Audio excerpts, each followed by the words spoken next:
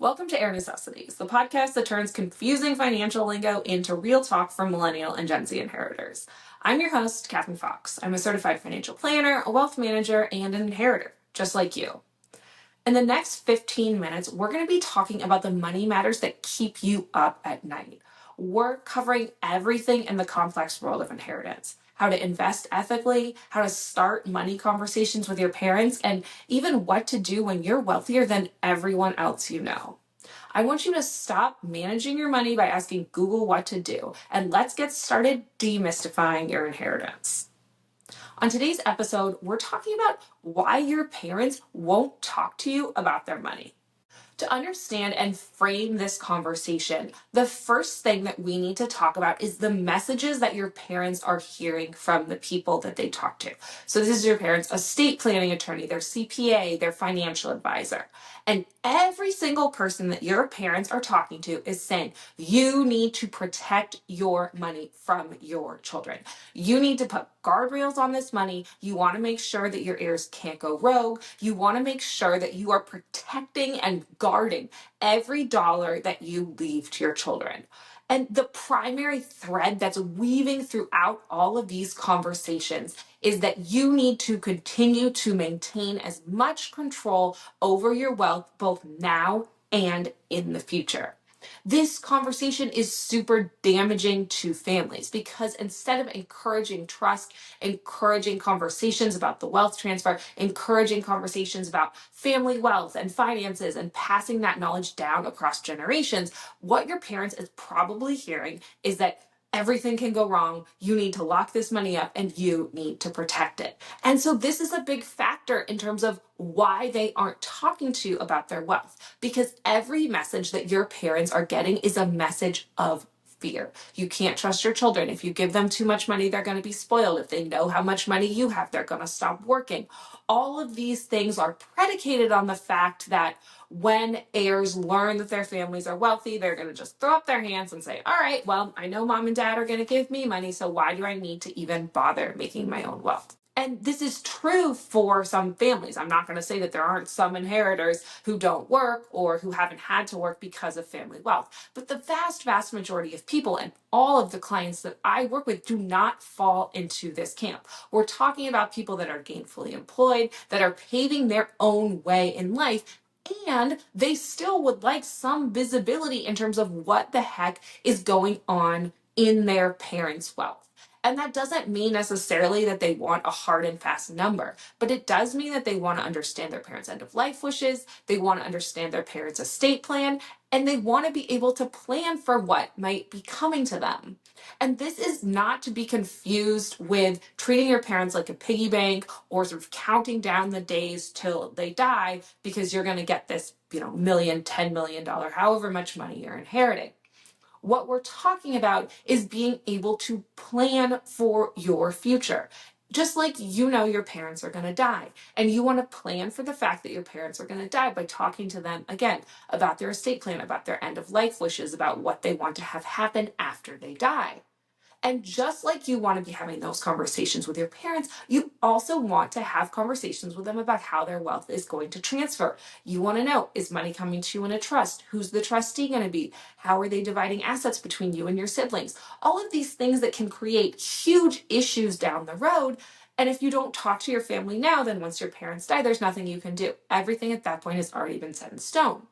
But if you start having these conversations now, then you might actually be able to affect some change and be able to work through a constructive dialogue with your parents about how assets are going to pass, what's going to happen after they die, and what your inheritance might look like, even if you don't have a complete dollar value attached to that figure. So that's what you want, and it's a totally reasonable thing.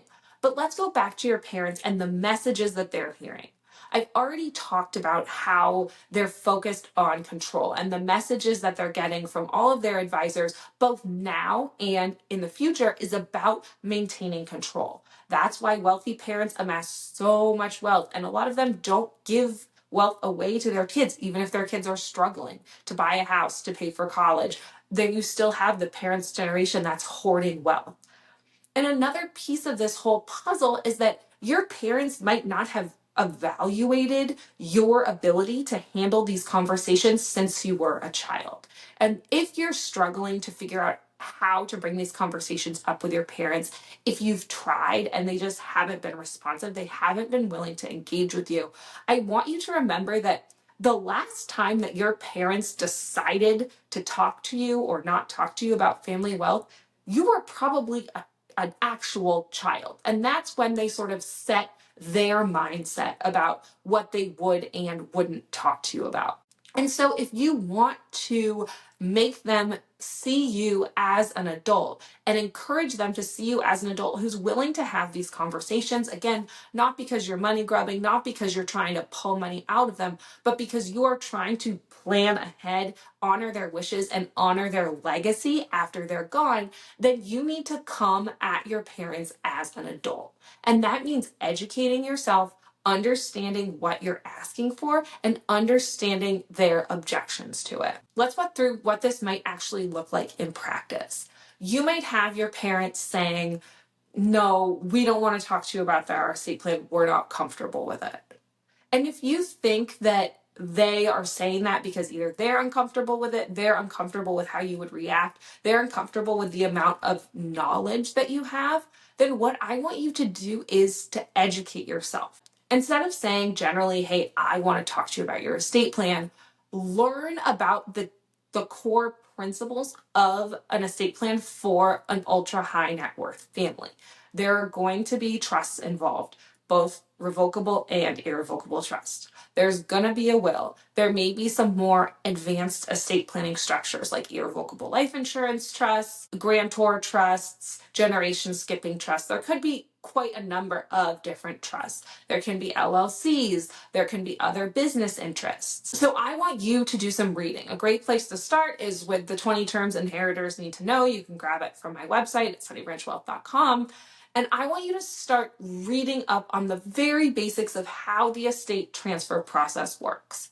And when you have a basic understanding, I want you to go to your parents and say, hey, listen, I've been learning about this. I've been reading about wills and trusts. I've been reading about some of the ways that the estate transfer process can go wrong in wealthy families like ours. Can we talk about your estate plan? I really want to understand it because when you're gone, I want to know what's going to happen. I want to know who I should be dealing with, what kind of structure I should expect, what sort of pitfalls I should be looking out for. And a great way to start is by asking your parents if they would be willing to set up a meeting between you and their estate planning attorney, for their estate planning attorney to go over the basics of their estate plan.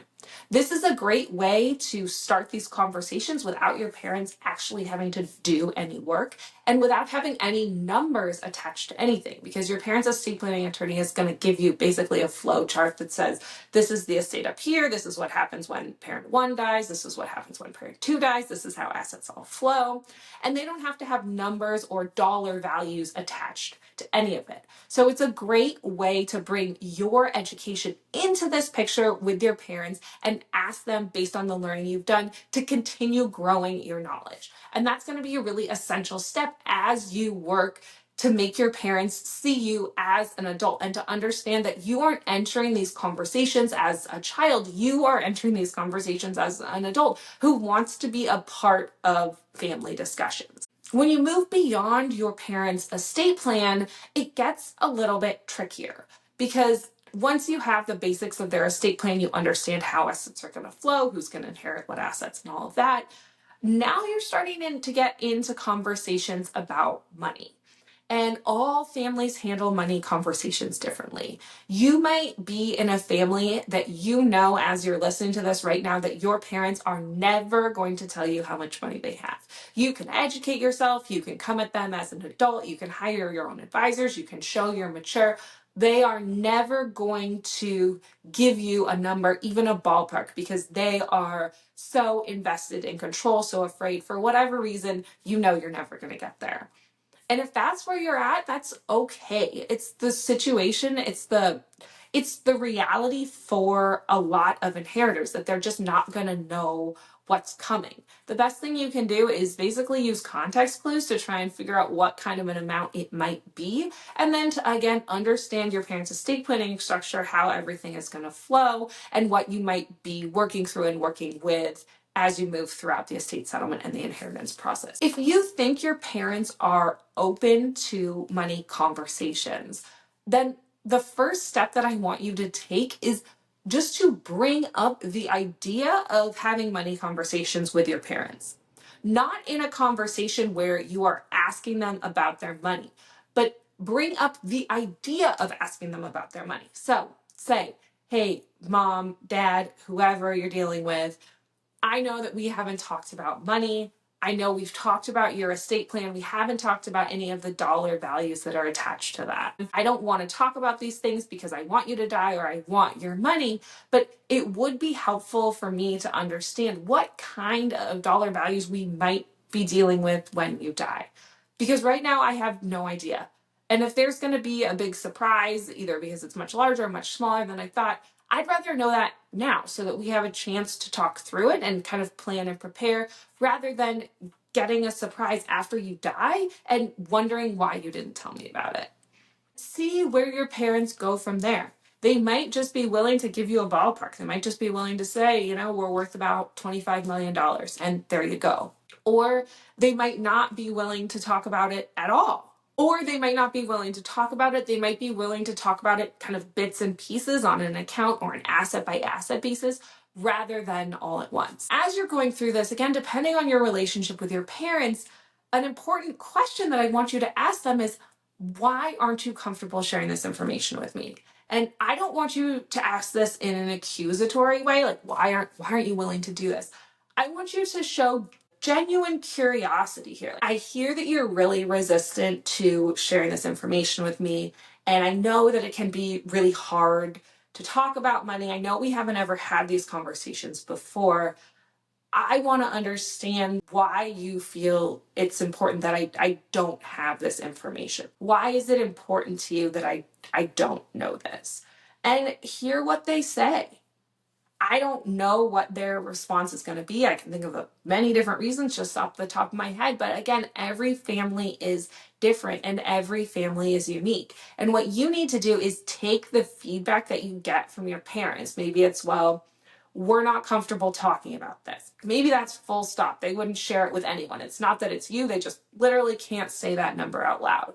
Maybe they're afraid that if you'd stop working or you would give up your career because you have a vision of these millions of dollars that are just going to land in your lap at some point in a later date.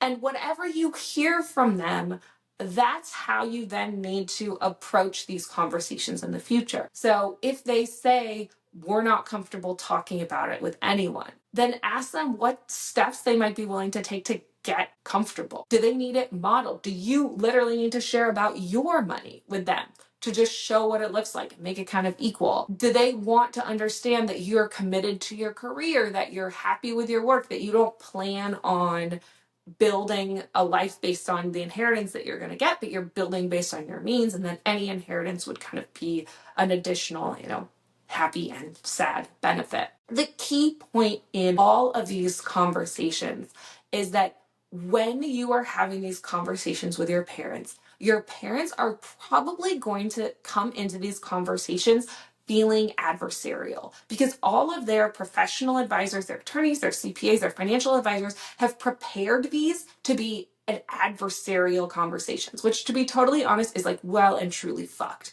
because this is a conversation about transferring generational wealth. And this is a conversation that should be happening within the family, but instead it's a conversation that's happening between your parents and their advisors.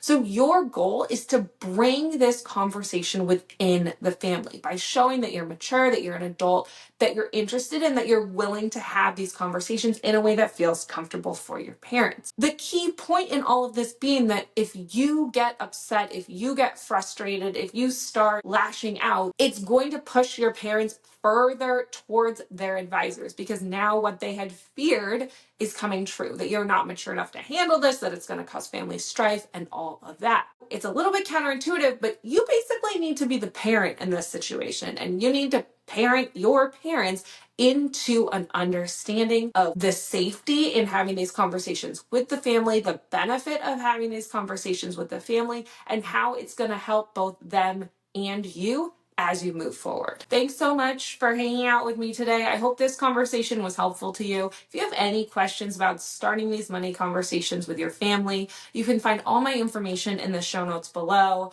You can contact me on Instagram, via my website, schedule an intro call via Calendly. I'm always happy to chat about this or any other issues related to inheritance.